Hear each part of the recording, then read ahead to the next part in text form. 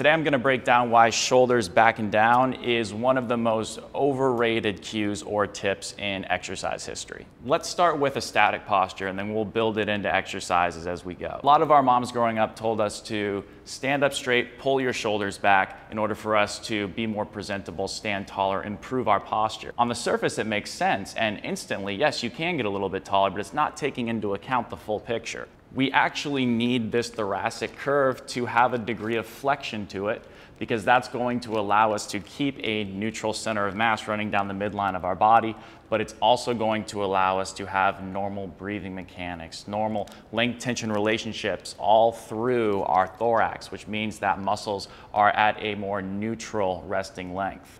If I squeeze my shoulder blades together and I stand up more straight like this, I'm actually compressing the back side of my rib cage right here, and I'm shoving it forward in space, which can lead to excessive extension tone at my low back. The other issue with it is that the more we squeeze the shoulders down and back, this is, yes, initially a depressed state of the scaps, but as we do it more and more, what actually tends to happen is we tend to start to elevate our shoulders, which is the inverse of what a lot of people are trying to get. It's very common to hear out there for people who are building muscle or trying to strengthen their back or just improve their posture that when they're doing exercises like rows, it would make sense to really get those shoulders to drive back. And that is also not very efficient. If we're going to recruit the muscles of the upper back, like the rhomboids and the mid-traps, we want to be able to take the scapula through a full range of motion of upward and downward rotation and retraction.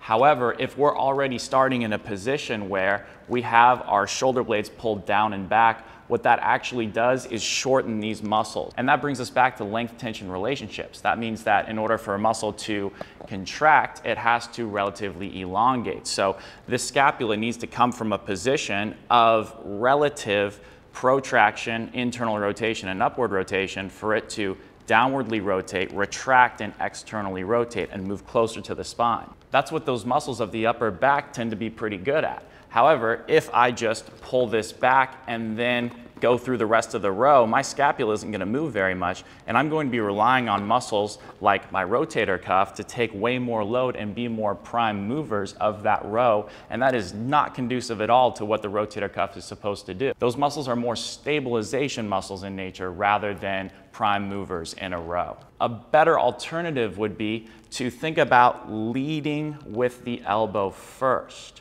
and not necessarily worrying about what the scapular position is going to do. Because as that elbow comes back, we're going to naturally get that downward rotation and retraction. In many rows coming back, we want to be able to extend the elbow and get a little bit of that protraction and upward rotation, but not so much that we slouch over.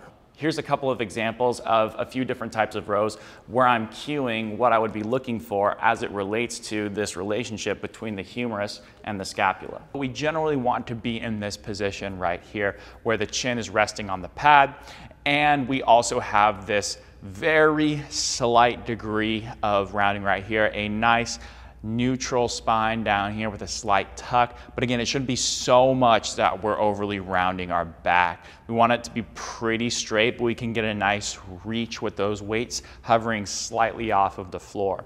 And then all we want to do is exhale and pull our arm back at about a 40-ish degree angle, 45 maybe, and then inhale down, and we're just going to alternate as we do that. We want to make sure that we're thinking about pull of the elbow rather than retraction of the shoulder blade.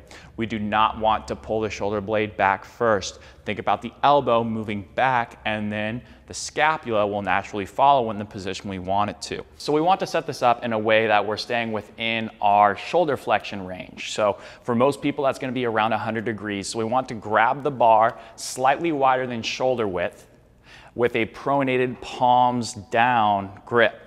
And now what we want to do is focus on pulling the elbows down into our trunk, and then inhaling as we come back up, exhaling, coming back down, making sure that we're getting those elbows down and making sure that they're getting in line with our body.